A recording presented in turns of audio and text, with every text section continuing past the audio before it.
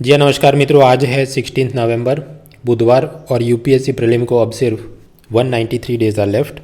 अखबार में सबसे बड़ा मुद्दा है कि इजिप्ट के शर्म अल शेख में होने वाली क्लाइमेट चेंज समिट में भारत ने अपनी long term strategy document to reduce the carbon emission net zero by 2070 वो रिपोर्ट डाला है। तो सबसे पहले इसे एक इन्फोग्राफिक से समझ लेते हैं।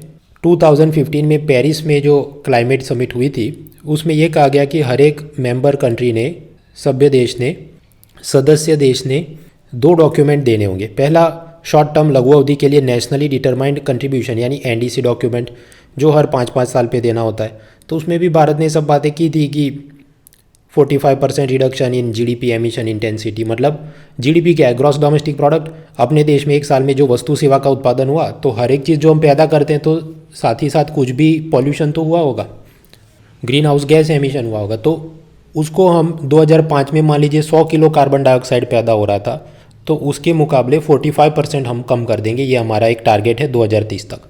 दूसरा टारगेट है कि जितनी बिजली पैदा होती है उसमें से 50% रिन्यूएबल एनर्जी, पुनर्नवीनीकरण वाली ऊर्जा या स्वच्छ ऊर्जा से पैदा करेंगे। और तीसरा कि इतने सारे पेड़ पौधे और जंगल लगा देंगे कि 2.5 to 3 बिलियन टन जितना कार्बन डाइऑक्साइड, ग्रीन हाउस, वो सब गैस उसको वो एब्जॉर्ब कर सके।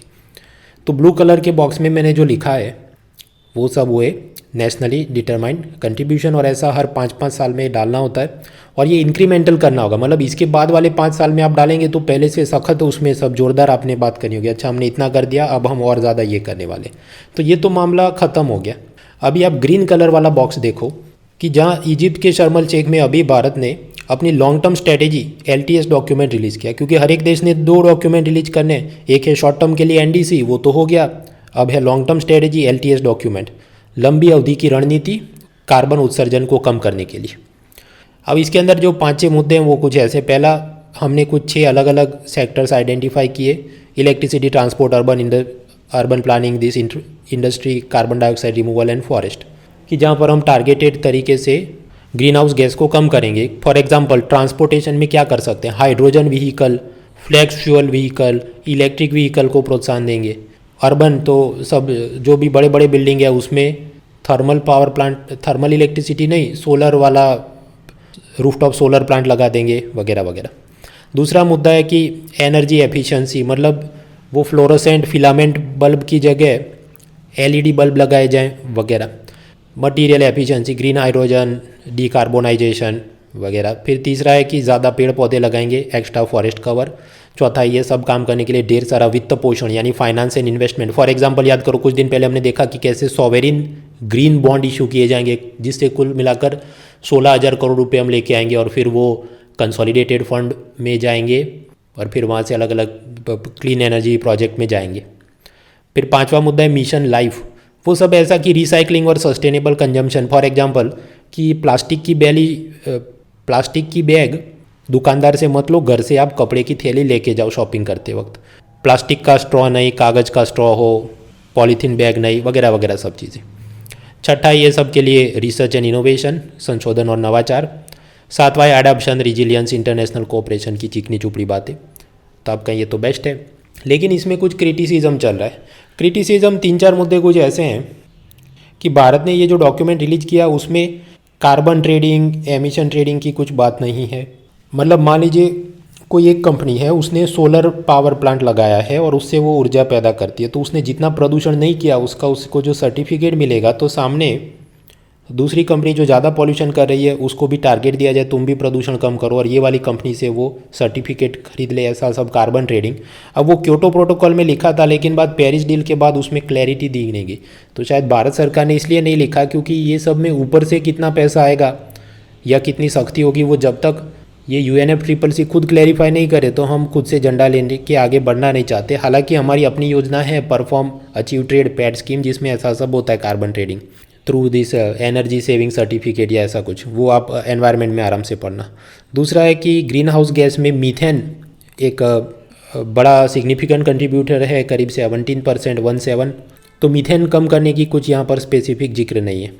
अब उसमें तकलीफ ये है कि मीथेन एक सेक्टर स्पेसिफिक गैस है, मतलब हर एक इंडस्ट्री से नहीं निकलता। टेक्सटाइल इंडस्ट्री का काम चल रहा है, उसमें से शायद मीथेन ना निकले। मीथेन ज़्यादातर निकलता है एग्रीकल्चर और एनिमल हस्बेंड्री, कृषि और पशुपालन से, कि जैसे चावल उगा रहे हैं उसमें से बहुत मीथेन एमिशन हो रहा है। कैटल, गाय भैंस का पशुपालन, तो उसमें वो जो खुद श्वसन करते हैं, रेस्पिरेशन, जुगाली करते हैं और उसके बाद डकार लेते हैं, बेल्चिंग, और फिर उनका जो गोबर होता है, ये 3 में से बहुत सारा मीथेन गैस निकलता है।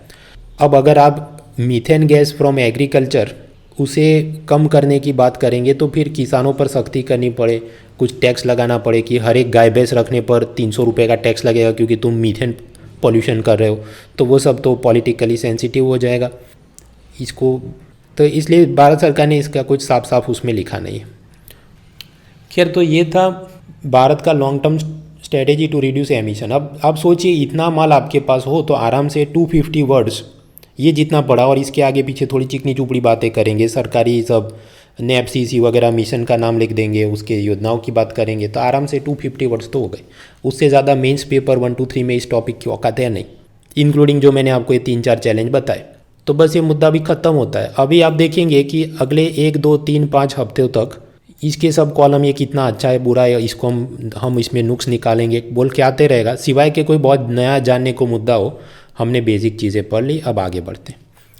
मित्रों, यूपीएससी की प्रीलिम एग्ज़ाम मई 2023 में करीब 6 महीने और कुछ हफ्ते बाकी। तो अब सिर्फ और सिर्फ इस प्रीलिम को टारगेट करने के लिए, क्योंकि आप समझिए 6 महीने में से 1-1.5 महीना तो आपका सब पुराना रिवीजन करने में, मॉक टेस्ट वगैरह में चला जाएगा, तो नया पढ़ने के लिए टाइम कितना बचा? 4-4.5 महीने। तो 4-4.5 महीने के अंदर इकोनॉमी पढ़नी है, तो प्रीलिम प्लस मेंस वाली इकोनॉमी तो मैं पढ़ा चुका हूँ, वो जून, जुलाई, अगस्त, सितंबर, अक्टूबर में मेरा कोर्स कंप्लीट हो गया है। अब मैं जो नया कोर्स ला रहा हूँ उसमें सिर्फ और सिर्फ प्रीलिम को टारगेट किया जाएगा, क्योंकि उतना ही समय अब है। जिनको प्रीलिम प्लस मेंस पूरा देखना है तो मेरा पुराना रिकॉर्डेड सेशन देख लो, वरना ओनली प्रीलिम्स की अब फायर फाइटिंग आपकी चल रही थी, ये जो नया आ रहा है उसे आप ज्वाइन कर सकते हैं। उसका सब रजिस्ट्रेशन लिंक, टाइमिंग वगैरह डिस्क्रिप्शन में दिया है। डिस्काउंट कूपन कोड यूज़ करें monal.org। और ये कोर्स कल से 17 नवंबर गुरुवार रात 9 बजे से शुरू होगा। क्लासेस गुरु, शुक्र, शनि, रवि, कभी कभी सोमवार तक, ऐसी रूटीन वो चलते रहती है। रात को मैं क्लास इसलिए रखता हूँ ताकि वर्किंग प्रोफेशनल, होम मेकर सब लोग उसको लाइव अटेंड कर सके। लाइव क्यों अटेंड करना चाहिए?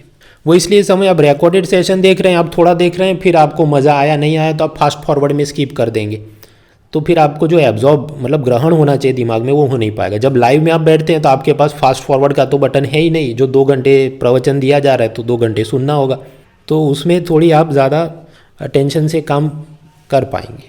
बाकी लाइव ना अटेंड हो सके तो रिकॉर्डेड सेशन भी होते हैं, वो भी आप देख सकते हैं। खैर, और ये अनअकैडमी आप जानते हैं, इट इज़ लाइक नेटफ्लिक्स कि सारे पेड शो अनलॉक हो जाएँ तो बाकी भी बड़े बड़े टीचर के पॉलिटी, हिस्ट्री, ज्योग्राफी, एनवायरनमेंट सब आने वाला है।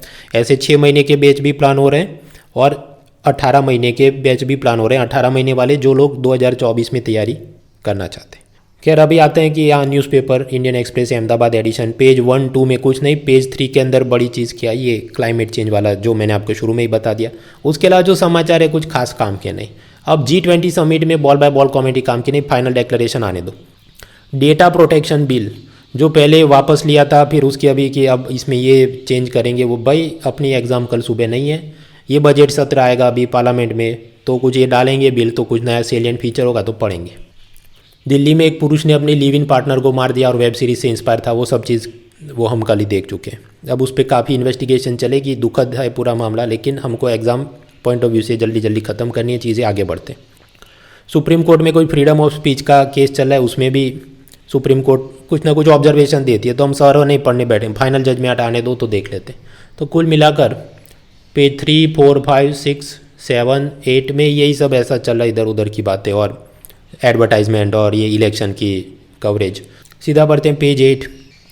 एक तो कॉलम है प्रताप बानू मेहता, जो मैं पढ़ता नहीं, क्योंकि उसके कॉलम में बस इधर उधर की जीनेरिक बातें होती है जो खास मज़ेदार नहीं। हालांकि एकदम आपने नई तैयारी शुरू की है तो पढ़ सकते हैं कि हाँ अपनी इकोनॉमी में ये प्रॉब्लम है। बाकी मुझे तो ये सब पता है और ये हम पहले भी कई बार पढ़ चुके, तो उसने कुछ नया नहीं लिखा। फिर ये zero strategy, long term strategy, वो हमने देख लिया शुरू में ही। धर्म परिवर्तन पर सख्ती की जाए, ऐसा सब जो सुप्रीम कोर्ट ने कुछ बोला, हाँ तो उस पर अब लिखा जा रहा है, पर वो भी फाइनल जजमेंट आने दो, देखते हैं। पाकिस्तान में कोई मूवी बनी थी जॉयलैंड, जो कि वो ऑस्कार में भेजने वाले थे, लेकिन उनके खुद के जो भी सरकार है उसने कुछ प्रतिबंध किया, क्योंकि उसमें वो LGBT समलैंगिकों की बात है और वो सब वहाँ पर उसको गैरकानूनी चीज़ होगी। फिर एक कुछ बृंदा सोमिया का आर्टिकल है कि 3 ड्रीम्स फॉर इंडिया। अब इतना सब लिखा है, पर कहा बहुत कम है कि यहाँ एक बड़ा सा मकान बने और उसमें सब लोग रह सके, और ऐसी सब बातें हैं जीनेरिक। पेज 9 पे चले, लो कार्बन पाथवे, मतलब ये जो हमने लॉन्ग टर्म स्ट्रेटेजी डॉक्यूमेंट, उसकी समरी मैंने शुरू में ही आपको पढ़ा दी थी, ये कॉलम में मजा नहीं। फिर एक है terror finance for UPSC mains paper 3। यहाँ पर ऋषि कुमार शुक्ला ने सब जो लिखा है उसकी समरी हम देखें तो कुल मिलाकर आतंकवाद पहले से ज़्यादा चुनौती क्यों है। पहले ऑर्गेनाइज टेरर ग्रुप थे, अलकायदा या ISIS, तो आपको पता था ये इधर है, ये इधर है, इसका ये हेडक्वार्टर, इसका ये बॉस है, इसको मारना है। लेकिन अब एमॉर्फस टेरर ग्रुप बन रहे हैं। एमॉर्फस मतलब शेपलेस, आकारहीन, कि वो कहाँ सोशल मीडिया में उसका व्हाट्सएप ग्रुप ही उसका टेरर ग्रुप हो गया हो, हम उसके नाम से नहीं जानते। और फिर वो रिक्रूटमेंट भी सोशल मीडिया के ज़रिए करते हैं और लोन वुल्फ अटैक किए जाते हैं, मतलब एकल व्यक्ति जो सोशल मीडिया से उसका रेडिकलाइजेशन हुआ है और वो जाके किसी को चाकू से मार दे, गन से मार दे। तो इन सबको ट्रैक करना मुश्किल है, और ये सारे लोग पैसा किधर से जमा करते हैं। इनको state funded terrorism, Pakistan ISI वगैरह पैसा देते हो। फिर ये खुद से ऑर्गेनाइज क्राइम जैसे narcotic, prostitution, human trafficking, gambling, cricket का सट्टा खेलवाना, ये सब में पैसा इकट्ठा करते हैं। और फिर ये टेरर फाइनेंस करने के लिए, मान लीजिए पाकिस्तान में वो आतंकी ग्रुप है और भारत में उसको अटैक करवाना है, तो अपने sleeper cell lone wolf attacker को वो पैसा कैसे भेजेगा? रेमिटेंस के जरिए, कि तो फैमिली का पैसा है, बिटकॉइन और क्रिप्टो करेंसी के जरिए, शेयर मार्केट पार्टिसिपेटरी नोट्स के जरिए, कि ये इधर जो स्लीपर सेल है वो अपनी एक फर्जी कंपनी खोल दे और उसका शेयर निकाल दे और वो लोग उसको बड़े भाव पे उसमें इन्वेस्टमेंट कर दे, जबकि कंपनी तो कोई काम करती ना हो, वगैरह वगैरह। या फिर कुरियर और हवाला के द्वारा भी पैसा भेजा जाता है, गाड़ियों में, जूतों में छिपाकर सोने चांदी हीरे ऐसा कुछ भेजा जाए, फिर यहाँ पर सेल करके पैसा बटोरा जाए। तो ये अलग अलग किस्म की टेरर फाइनेंसिंग के बहुत सारे तरीके होते हैं, इन सब से लड़ना ज़रूरी है। पाकिस्तान इस पर सख्ती नहीं कर रहा था, तो याद करो FATF की ग्रे लिस्ट में उसको रखा था, लेकिन अब उसने सब चीज़ों को थोड़ा ठीक किया है तो उसको ग्रे लिस्ट से हटाया गया है। आप कहेंगे ये तो मेरे को सब पता है। हाँ पता तो है, लेकिन क्या आप इतना लिख सकते हैं? ये जो मैंने अब तक बोला वो लिखने जाए आराम से आपके 150 शब्द हो गए। थोड़ा और उसमें चिकनी चुपड़ी बातें करो, कुछ एग्जाम्पल कोट करो तो 250 वर्ड्स तक खींच सकते हो। तो ये लंबी बात है, असल में टेक्स्ट नोट आप पढ़ना आपको मिल जाएगी। फिर तीसरी कोई कॉलम है इंडियन सिनेमा के बारे में, कि जैसे हॉलीवुड का सिनेमा उसने अपनी सारी वैल्यू सिस्टम अमेरिका की वैल्यू सिस्टम क्या है? लिबरल कल्चर, उदारवादी सब चीज़ें, फ्री मार्केट, वो सबको उसने फैलाया है। उसी तरह साउथ कोरिया ने भी K-pop ऐसे म्यूज़िक कल्चर द्वारा अपने वैल्यूज़ को विदेश में फैलाया है। हमने भी अपने भारतीय सिनेमा द्वारा ये करना चाहिए, और उसके लिए दूसरे देशों की प्रादेशिक भाषाएं जो हो, Uzbek, Kazakh, Burmese, Thai, Sinhala, Malay, ये सब भाषाओं में भी ट्रांसलेट करके हमारे मूवीज़ को और फैलाया जाए। और हमारी ये भी जिम्मेदारी है कि सिनेमैटिक कॉलोनाइजेशन, मतलब अमेरिका की ये सब मूवी, आप स्लम डॉग मिलियनेयर वगैरह देखो, उसमें क्या दिखे? भारत तो बहुत गरीब है, उसका कुछ क्राइम है और पॉवर्टी है और हर जगह गंदगी है। तो हम अपनी मूवीज़ खुद बनाएंगे, उसमें सब अच्छी अच्छी चीज़ें दिखाए, तो विदेशियों को हम आकर्षित कर सकते हैं कि भारत में टूरिज़्म के लिए आओ। आगे बढ़ते हैं, पेज 10 एक्सप्लेन सीरीज़। एक तो नासा का आर्टिमिस 1 ऐसा रॉकेट छोड़ा जा रहा है जो चंद्र के आसपास कुछ रिसर्च करेगा और फिर वापस आ जाएगा।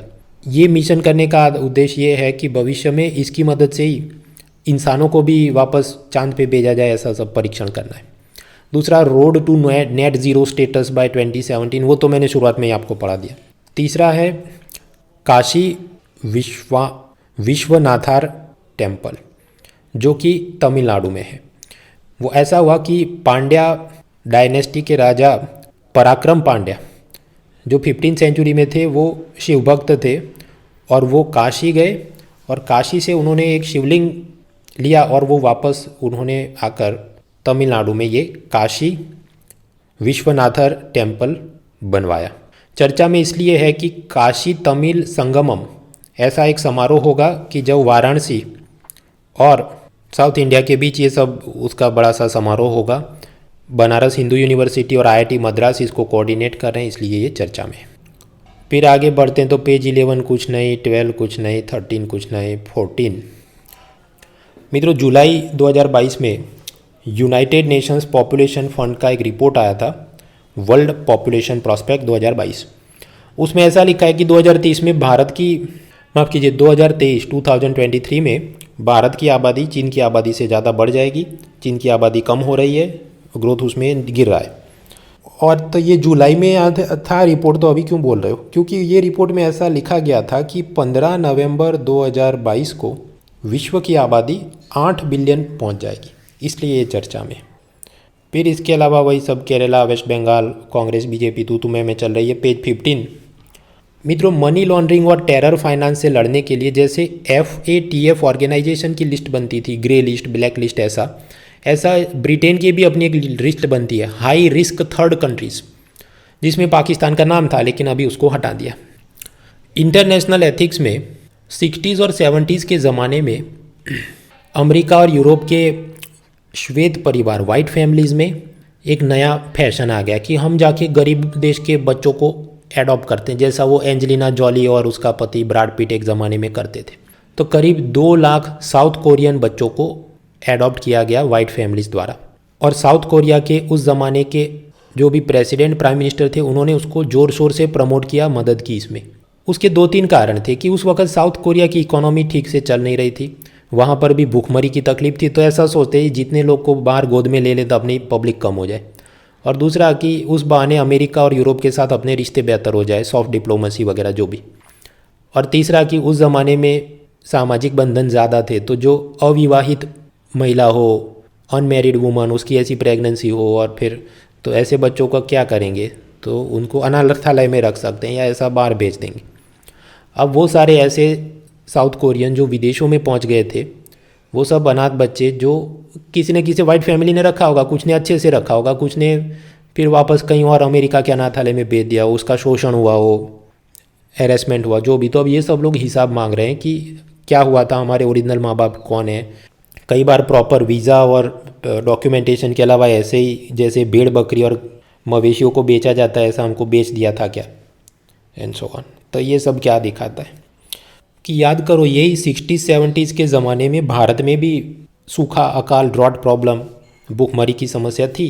तो हमने क्या किया, ग्रीन रेवोल्यूशन, हरित क्रांति कि जिसमें ये वीट, राइस की, गेहूँ चावल की hybrid variety, chemical fertiliser, modern technology for agriculture, ये सब प्रमोट करके हमने तो खाद्यान्न उत्पादन, फूड प्रोडक्शन को और बढ़ाया, ना कि अपने लोगों को आज ले जाओ अमेरिका वालों गोद में। ये सब हमने नहीं किया था। तो बड़ी सी why we should be proud to be Indians, और हमारी वैल्यू सिस्टम क्या रही है वगैरह में, जब आपको बड़ा बड़ा कुछ लिखना हो। आगे बढ़ते पेज 16। इकोनॉमी में कुछ काम का नहीं, एक समाचार जो बार बार रिपीट हो रहे हैं कि अगर हमने रशिया से ऑयल गैस खरीदा तो हम उसको डॉलर में नहीं और रुपये करेंसी में पेमेंट करें, और वो रुपया वो रशिया में नहीं भारत के बैंक में रखे रशियन एक्सपोर्टर्स। तो ऐसे जो स्पेशल बैंक अकाउंट खुलते हैं उसको कहते हैं Vostro account, special Vostro account. तो हाँ, वो ऐसे 9 अलग अलग रशियन बैंकों ने भारत में खोले हैं। वो सब क्या मामला है हम पहले भी पढ़ चुके हैं, तो पुराने ऑडियो वीडियो नोट देख लो। SBI ने लोन महंगे किए, इंश्योरेंस कंपनियों को GST का नोटिस आया है, टेक कंपनियों में लोगों को नौकरी से निकाल रहे हैं। ये सब हम पहले भी देख चुके हैं या फिर किए, एग्ज़ाम के लिए काम का नहीं। पेज 17 और 18 स्पोर्ट्स में कुछ खास नहीं। तो ये था आज का newspaper. See you next time.